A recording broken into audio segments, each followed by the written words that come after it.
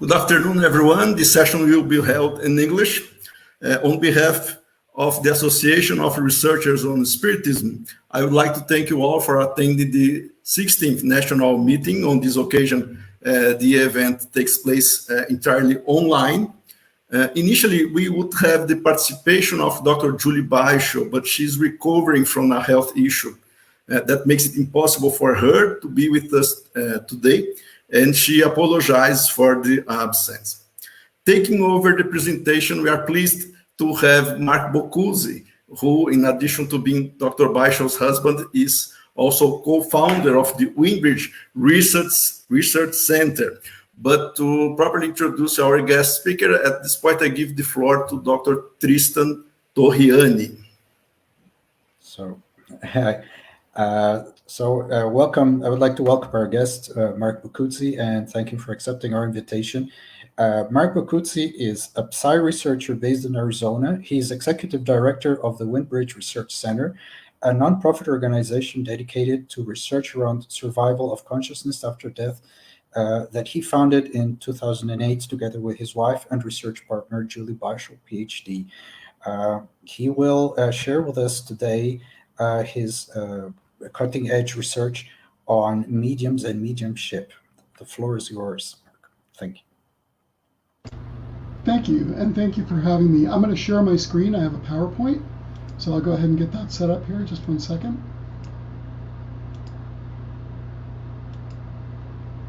Just give me one moment, and I will have that ready. Here we go.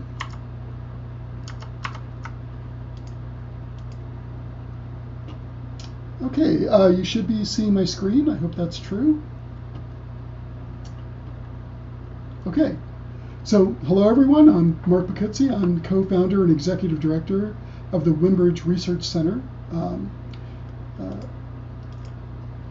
Sorry, clicking on things. Okay, I've been conducting mediumship research since 2008, and I'm a full member of the Society for Scientific Exploration. I'm also a professional member of the Parapsychological Association, and I've published a dozen or so, or co-published papers on mediumship and afterlife topics in various peer-reviewed journals and academic texts. So today I want to talk a bit about the research at the Windbridge Research Center.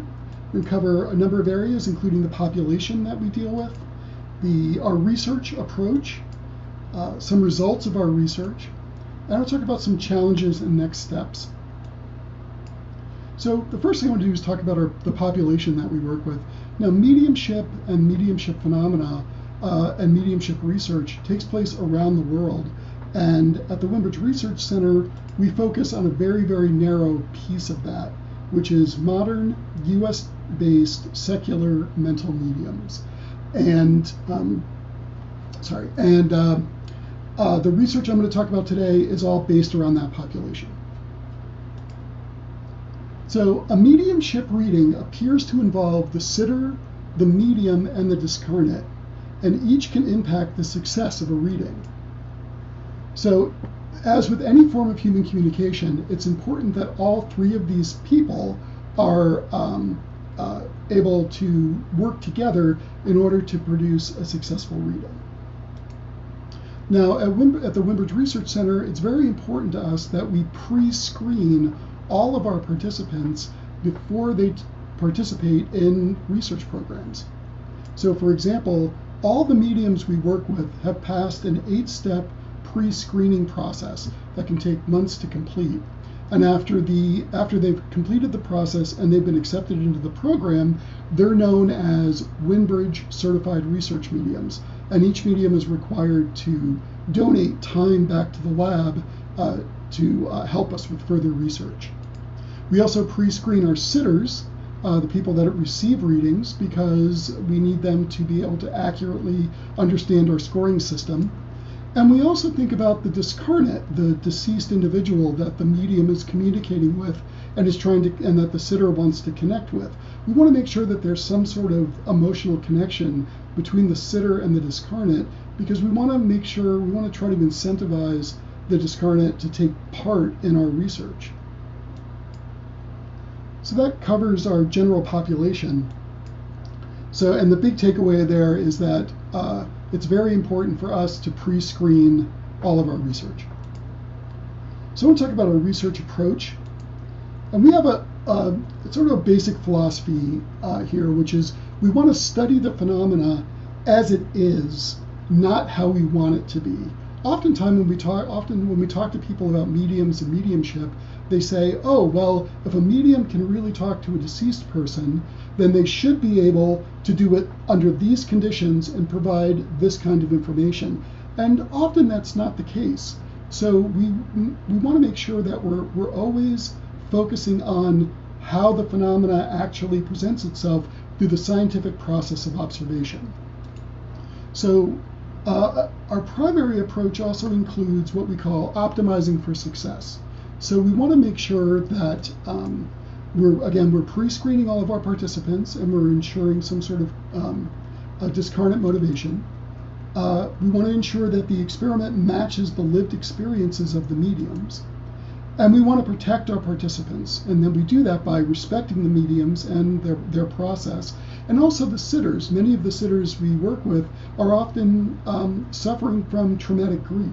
So we want to make sure they're able to get the support they need and they understand the exploratory nature of the experiments in which they're taking part of. We also want to maximize our experimental controls, and by this I mean we need to do really good science. We need to make sure we're using proper masking or blinding, that we're using proper randomization techniques, that our protocols are tightly designed, we're using proper statistics, and we're reporting our data properly. So we also think about our research as a holistic system. And there are three overlapping and interacting parts to that system. The first is what we call information research, where one of the primary questions is, can mediums report accurate and specific information about the dead? The second is operations research, which is, can mediumship provide insight into the survival hypothesis and the nature of consciousness? And third, can this help people? So we're interested in applied research around mediumship and afterlife topics. So the takeaways for our researcher approach are optimize the conditions for success, maximize, and think about it in terms of a holistic system. So I want to go through some results really quickly from our research. So all the things I'm going to talk about today are based on the current state of the data, and of course these results may change as new data become available, which is the nature of science. So the first result I'm going to discuss is some mediums under controlled laboratory conditions can report accurate and specific information about deceased people.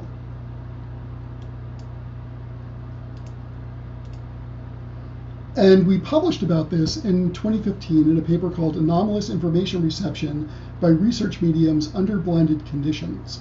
And in this study, we reported mediums that were able to produce over 50 readings in which it was demonstrated that they were in fact able to report accurate and specific information about deceased people under tightly controlled conditions. And that finding was recently upheld through a recent meta-analysis that was just published in Explore, the journal Explore, which concluded that the results indicate that some mediums can receive anomalous information about deceased persons. Now, the specific protocol we use to test mediumship accuracy is pretty complicated, and I'm not going to have time to go through it all here, but it covers all of the known confounds that can arise when dealing with mediums and looking at the statements that mediums make. So there is a short video online, you can find it on our YouTube channel, which walks through all the experimental protocol. And there's also a fact sheet on our website, that you can download for free that covers the results of that research. So the next finding I want to talk about is the experience of receiving communication from the deceased is different than retrieving psychic information about the living. And we published a paper about this in 2009 titled Science Survival, a Qualitative Investigation of Mediums Phenomenology Comparing Psychic Readings to Communication with the Deceased. And what that paper concluded was that Windbridge certified research mediums have the ability to differentiate between discarnate communication and their use of psi during a psychic reading. So to them, when they're talking to a deceased person or getting information from a deceased person, or they're getting information about the living person, that's qualitatively different to them. It feels different, and they can tell the difference. Now, that was a qualitative study, and we recently just submitted for publication a quantitative study that expands upon that research, called Somatic Signs Survival Psi, Exploratory Quantitative Phenomenological Analysis of Blinded Mediums' Experiences of Psychic Readings and Communication with the Deceased. And once that paper is published, we can talk more about that in detail. So, taken together, the fact that mediums can report accurate and specific information about the deceased, and they know when they're communicating with the deceased versus when they're receiving psychic information, if you take all that information together, it appears that mediums may actually be communicating with the dead. So now that we have a sense of the communication of mediums, we wanted to understand what's happening in their bodies. So in 2013, we published a paper with other researchers called Electrocortical Activity Associated with the Subjective Communication of the Deceased. And in this study, we found that EEGs of mediums suggest that the experience of communication with the deceased is different than remembering or imagining. So we asked the mediums to remember something and to imagine something and do a reading, and the activity in their brain looked different for those activities. And what's interesting about that find, is that claims made by skeptics that mediums are fabricating information or recalling facts are not supported by these data. They seem like those are different activities. So now that we had an idea of what's going on in a medium's brain, we were interested in what was happening in the rest of their bodies. So in 2019, we published a paper titled Hematological and Psychophysiological Correlates of Anomalous Information Reception in Mediums, a Preliminary Exploration. And what we found in that study was examining various components in the medium's blood, as well as basic physiological measures, showed that there was no hematological or physiological changes when comparing a psychic reading to a control reading. So in the mediums that we study, who are very experienced, there doesn't seem to be any stress or distress put on their bodies during the process of a mediumship reading, which is interesting in light of this next find. So survey findings have demonstrated that mediums have a significantly higher incidence of autoimmune diseases and a significantly higher general disease burden than do people who self-identify as non-mediums. So with that in mind, and the fact that that mediumship itself doesn't seem to be stressing the medium's bodies, a link between disease prevalence and childhood trauma in mediums has been proposed, and we're researching that further. One of the areas we're interested in as well is, as I mentioned, is application. So how can mediumship actually help people who are suffering from traumatic grief? To explore that idea more, we ran a study and we published a paper in 2015, the possible effects of bereavement on assisted after-death communication during readings with a psychic medium, a continuing bonds perspective.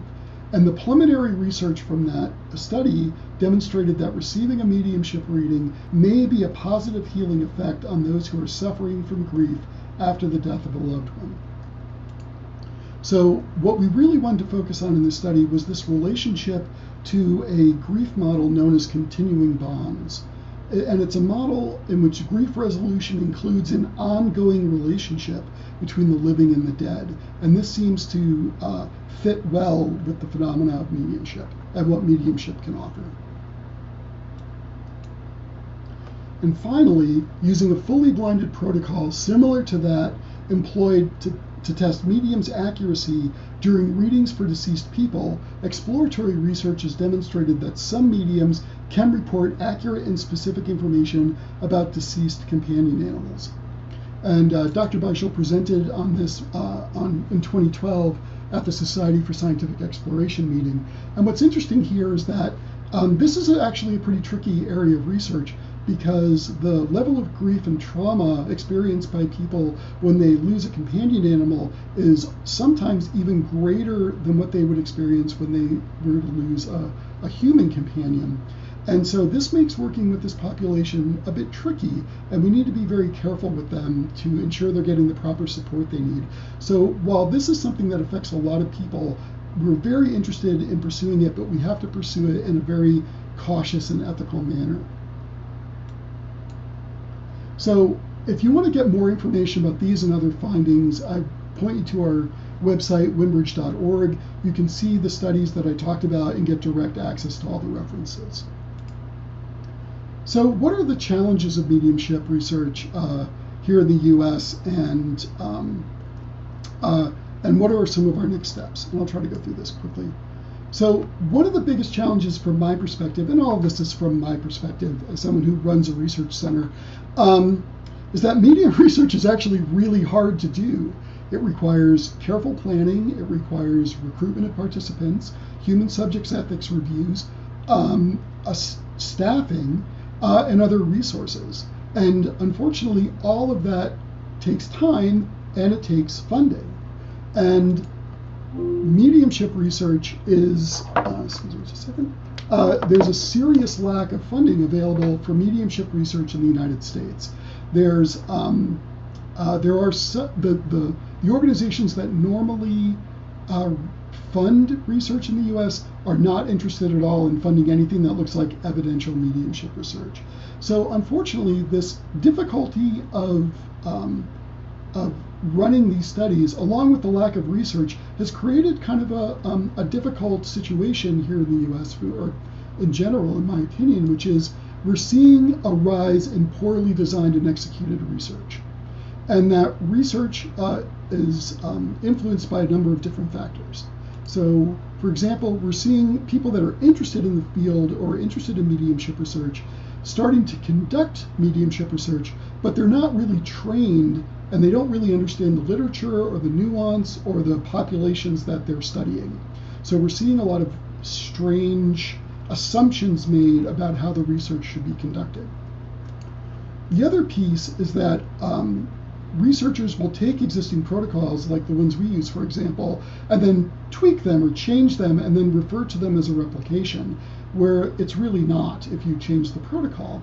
And they don't take the time to pilot test the changes to their protocol. They just roll them into the study and don't understand the full ripple effect that might occur from making those changes and how it can undermine the credibility of the study or its impact on the participants.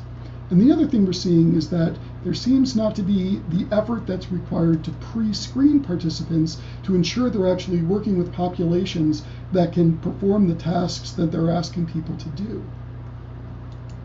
On the other end of the spectrum, there are experimenters that aren't using established protocols and developing their own, and that's fine, but it's often those protocols don't take into account the lived experiences of mediums, so they're asking mediums to do things that they wouldn't normally do, and so they end up with an experiment which doesn't actually test mediums. It may be some sort of other psychic functioning using a mediumship population, but it would be difficult to call it a mediumship research program or study. And so what happens is when you have all these confounds and people start putting those experiments together and they start publishing them, the researchers won't often say, oh, well, I'm getting poor results or negative results, not because of changes that I've made or shortcomings in my protocols or designs, but it's because there's a problem with the mediums, or because maybe the original effect that was reported wasn't as robust as we had thought. And that is a real problem. And then this also feeds into the fact that there's a publication bias that happens with peer-reviewed journals, and that very few peer-reviewed journals, scientific journals, will publish positive results mediumship studies. But it's much easier to get results that are negative results published. And so because of this bias and this sort of interest in, and so when these negative results papers come in, journal editors and reviewers sort of take them as don't give them as much of a critical review as they probably should, and they're finding their way into the literature. And this again compounds the problem with funding. So with funders that were interested in funding mediumship research, they're seeing more of these negative results papers come out, and they're thinking, well, why are we spending resources on a phenomena that probably isn't real? So this is a serious problem, in my opinion, that's starting to emerge in the field of mediumship research, and we need to really think about how we're going to solve it or get around it. So in addition to these issues, there are also just some other specific issues in the US. So for example, lack of academic support. No one is teaching mediumship. Very few people are teaching mediumship research in formal academic settings. The media often will portray mediumship in sensational or inaccurate ways. And in the US, people aren't really interested in talking about death. And when they do, they talk about it through their religious or spiritual lens or beliefs, which don't actually have much room for science. So there's actually sort of not, amongst the general population, many people aren't actually interested in answering or having scientific answers to the questions that mediumship research provides. And I honestly don't know how to get around all these problems. These are the kinds of things that keep me up at night. So at the Windbridge Research Center, our research is going to continue the best we can with the resources that we have. So in our information arm, we're going to continue to educate people on our own and encourage them to perform true replications of the experiments. Our operations arm, we're still interested in looking at more things that are happening in mediums and sitters' brains using functional MRI, but those studies are probably going to be put off until the situation with COVID gets a little bit better. In the meantime, we have a lot of data that we've collected using various surveys and other techniques, and we're going to focus on publishing those data. But our main area is going to continue to be application. So we're going to continue to look at our bereavement and mediumship programs. We're going to look at our other afterlife experience or end-of-life experiences for both the dying and the families of the dying. We're going to look at other kinds of after-death communication experiences. And not only are we interested in applying what we find here to the grieving, but also to see how we can help mitigate death anxiety. So I'm going to wrap up. So thank you so much. And I invite all of you to visit our website, windbridge.org. You can join our email list. You can have access to all of our free educational materials that are all online, fact sheets, videos, wherever possible. If we have access to the original journal articles, all those are posted and linkable and searchable in the education section of our site. So thank you very much for your attention and time. I appreciate being here, and I'll now attempt to answer some questions.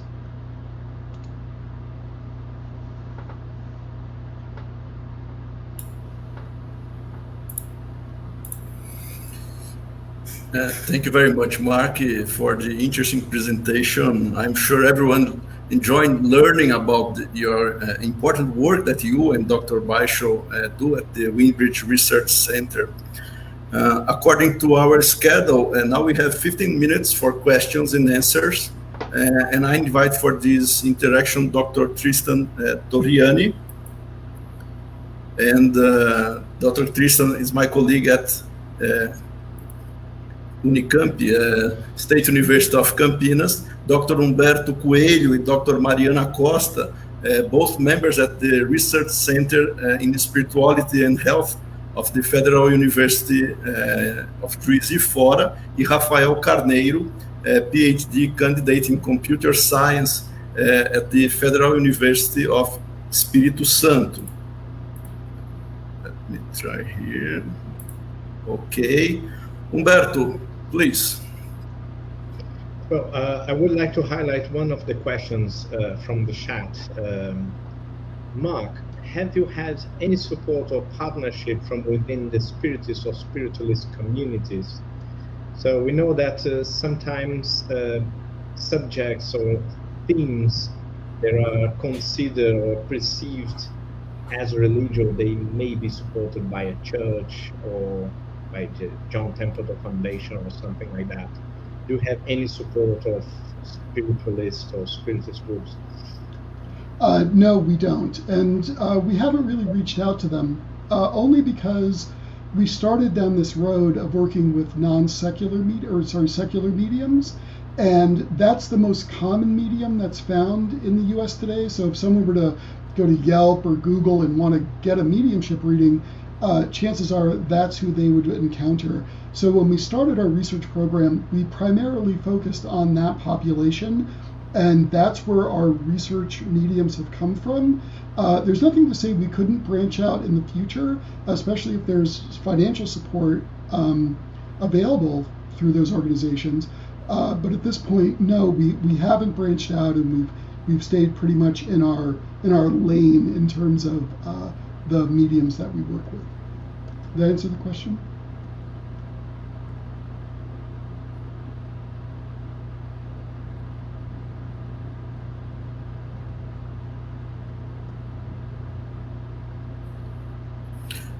Dr. Mariana has a question, please.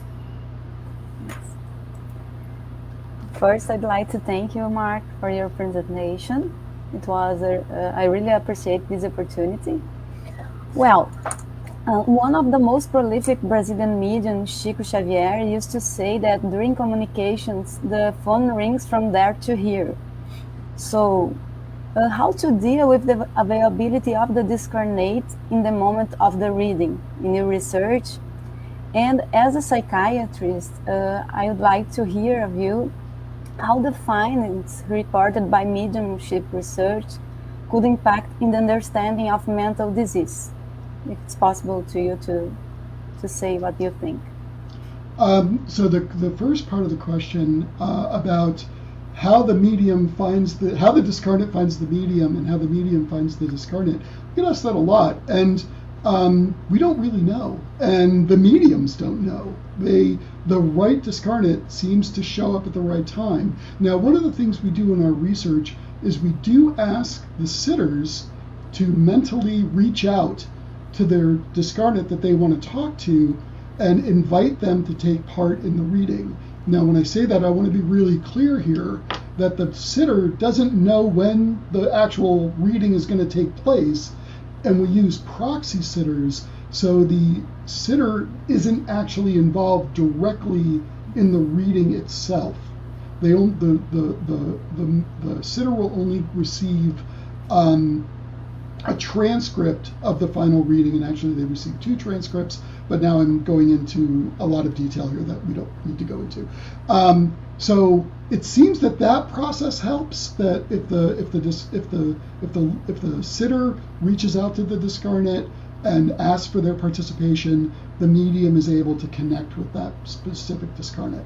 I hope that answers your question, or at least touches on it in the direction.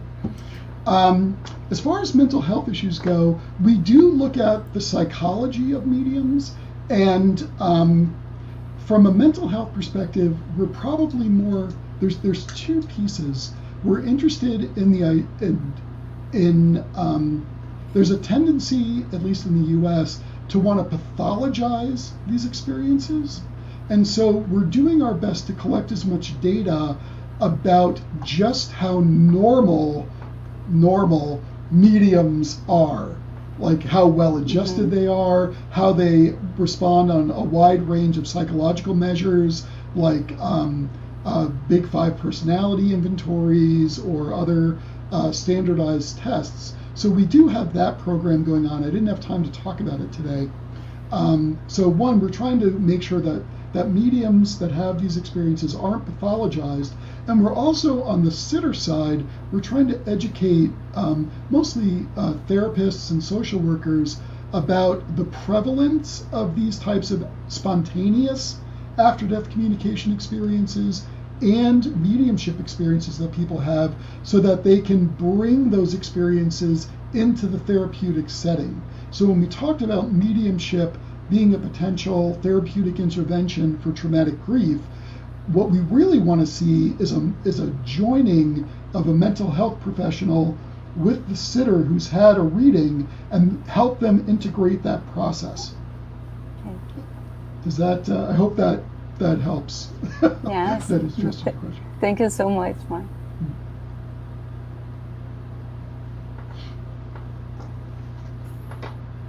Rafael. Okay. We often deal with mediums in Brazil, and they report experiencing regular communication with the deceased.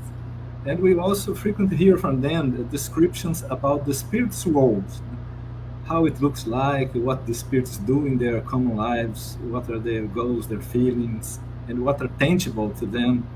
So do you think it is a viable topic of research, the afterlife cosmology implied from those mediums' experiences? That's really interesting, and I love the fact that you use the term afterlife cosmology. Is that a term that's actually used? Because I love it. So that's a really interesting question, and it's something that we actually have been thinking about here at the Windbridge Research Center for a while. And there was some preliminary work done where we asked various mediums about the experience of the afterlife. Excuse me. And it seemed as if, based on the speed of the answers and the content of the answers, that they might be falling back into their belief system more than the actual content. So we've developed a protocol. Excuse me, one second.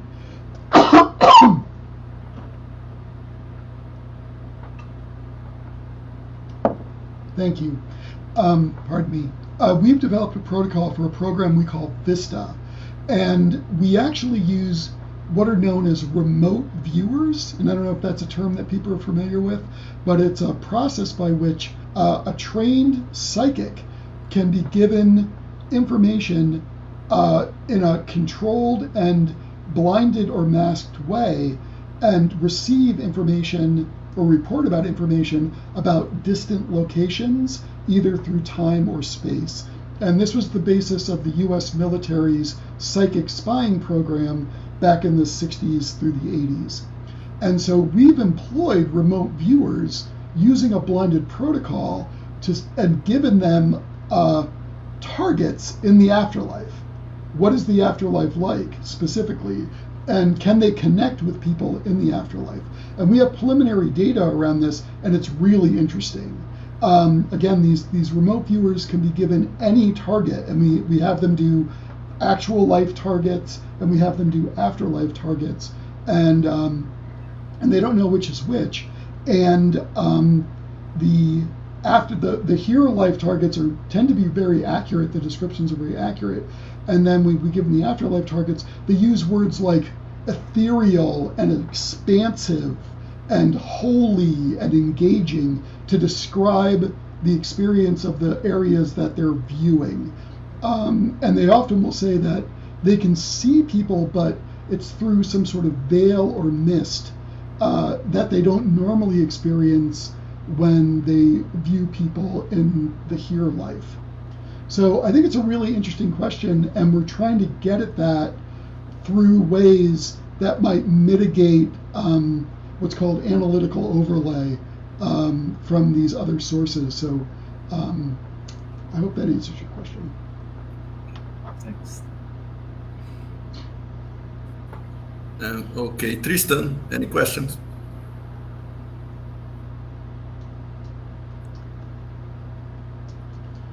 Tristan, you're muted.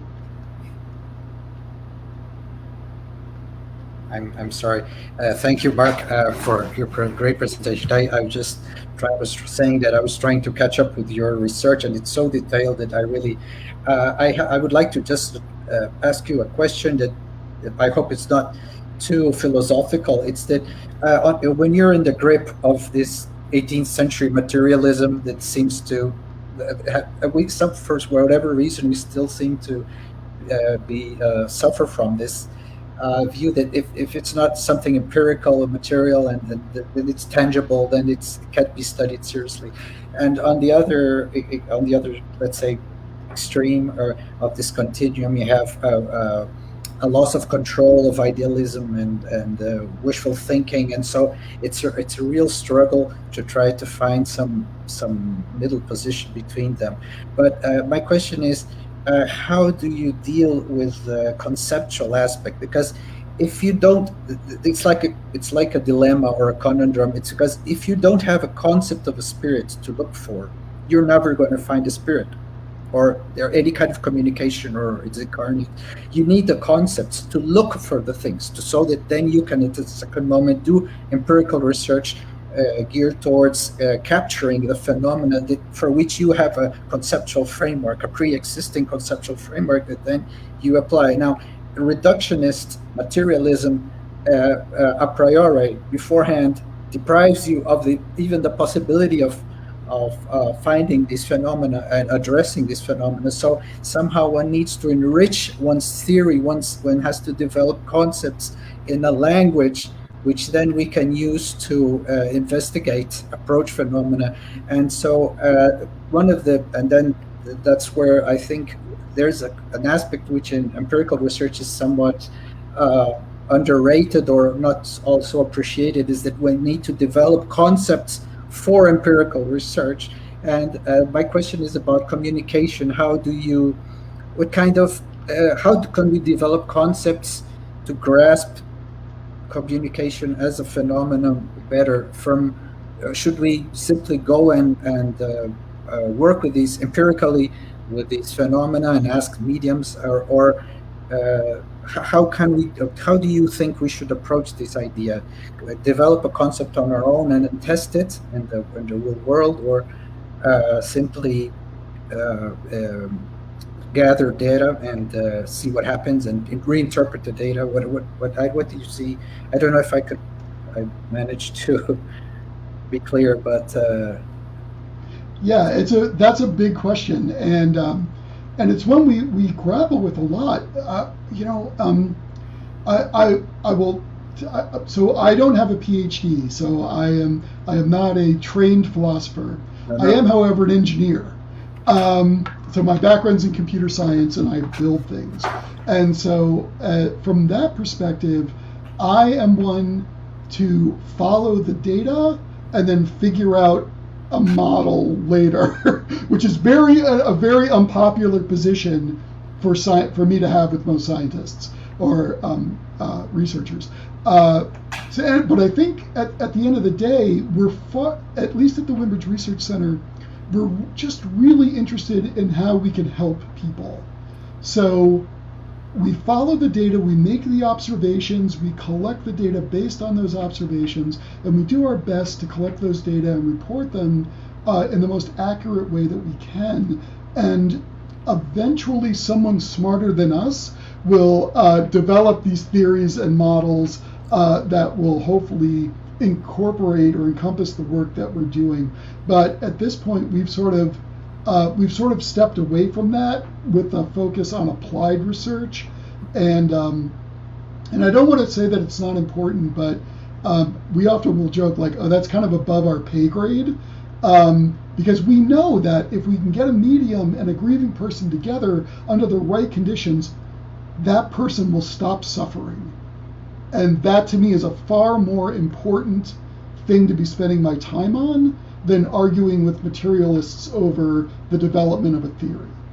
That makes sense, and I'm sorry to sound sort of harsh around that, but that's my job.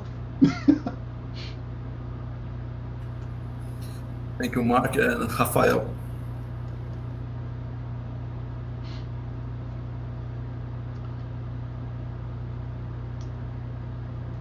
Raphael, you're muted as well. Sorry. I understand that your research deal mostly with mental mediumship rather than trance mediumship. What is the particular reason for that choice? Is that because the trance mediumship is not very common in North America, or maybe the phenomenology of trance mediumship is less investigable? Well, I would say, the first answer is the correct answer. Again, we study the mediums we study because they're the most popular type. We just don't encounter that many full trance mediums. I mean, they're out there certainly, and I don't want to say they don't exist or whatever, but they're not as common, and so they're more difficult to get at. Also, the bit about phenomenology is key, right? So when back in the early days, the Victorian era of mediumship in the US and the UK, mediums would go into full trance and they wouldn't have knowledge of the experience for the most part when they came out of it. And it wasn't, and again, I would love to be able to look at the literature and put up my finger on the time and date where this function of mediumship altered from this sort of full trance to the semi-trance to this sort of light altered state of consciousness that allows us today to ask that question about phenomenology that we couldn't ask 150 years ago because of the way mediumship worked back then. So yes to both of those questions, I guess. Thanks. Okay, I think Humberto has the last one. Okay, in our own research group here, probably in our experience at least, the main barrier against research on mediumship is cultural materialism. What are the main barriers or the main obstacles against this research in your experience? So here in the US, the main objections are that come back to that materialism and that materialist-based science. Anytime we try, so in an academic setting, right? So whether we're trying to present at a conference or get published in a paper or even attract mainstream funding sources, the basic argument is mediumship isn't real because it can't exist. So any argument or data that say that it does exist must be fundamentally, by definition, flawed and inaccurate, or I'm a fraud, or the mediums are frauds. So that is the biggest obstacle, in my opinion, or that I encounter in terms of interfacing with established scientific institutions around this topic. We are seeing, now what's funny too is that a lot of people, not a lot, but I would say a couple of times a month, someone will email me and say, if you tell anyone this, I'll deny it because I'm worried about my job, but I think what you're doing is really cool and I want to be involved. So how can I run my own mediumship studies without telling anyone about it, that I'm doing it? So there's interest out there on an individual level, but yet institutions are not ready to get on board with it because of this entrenched materialism and sort of the stigma that comes out of it. And I think especially from the psychoanalytic community and the psychology community aren't really excited about these kinds of phenomena, whether it's mediumship specifically or other sorts of psychic type phenomena. And I'll just also say, sorry, I had one more thought, which is, and then all this translates back to funding, right? So we could be doing so much more if we had more funding. But Julie is the only full-time researcher here, and everybody else is a volunteer. And people often say to us, have you ever considered doing a research study about this or that? And we're like, yes, absolutely, and we would love to do that, but we simply don't have the resources or the funds to do it. So it's this back and forth between this materialist-based mindset, which then impacts our ability to get funding. I hope that answered your question. Okay. There are many questions in the chat, but unfortunately our time doesn't allow us to prolong this session any longer. Thank you very much, Mark, for the excellent presentation. It will be great to have your presence, as well as the presence of Dr. Baixo in new opportunities with us. I hope you enjoyed being with us too, and please say to Dr. Baixo that we all wish her a quick recovery, okay? And in sequence, I invite everyone to follow the last presentation of today at 40:30 through the link available on the USI channels on YouTube and Facebook. Thank you all. Thank you all very much for having me.